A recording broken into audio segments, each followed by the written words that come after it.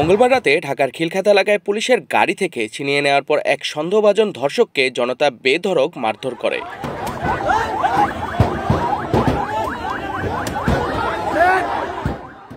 খিলক্ষেত থানার পরিদর্শক আশিকুর রহমান সহ 7 থেকে 8 জন পুলিশ সদস্য জনতার হামলায় আহত হয়েছেন। থানার কর্তব্যরত কর্মকর্তা ইসমাইল হোসেন ইয়নবিকে জানান, শিশু ধর্ষণের ঘটনা সম্পর্কে খবর পেয়ে রাতে একটি পুলিশ দল মধ্যপাড়ায় যায়।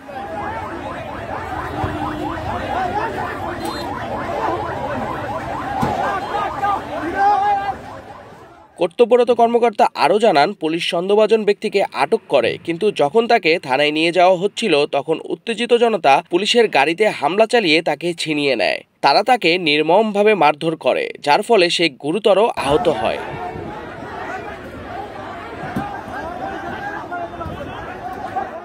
অভিযুক্তকে গণপিটুনি থেকে রক্ষা করার চেষ্টা করতে গিয়ে 7 থেকে 8 জন পুলিশ সদস্য আহত হন। অফিসার ইনচার্জ মোহাম্মদ কামাল হোসেন জানান, তারা প্রথমে সন্দেহভাজন ব্যক্তিকে কুর্মিটোলা মেডিকেল কলেজ হাসপাতালে পাঠান এবং পরে তার অবস্থার অবনতি হলে ঢাকা মেডিকেল কলেজ হাসপাতালে স্থানান্তর করা হয়। তিনি আরও জানান, আহত পুলিশ সদস্যদের কুর্মিটোলা হাসপাতালে চিকিৎসা চলছে।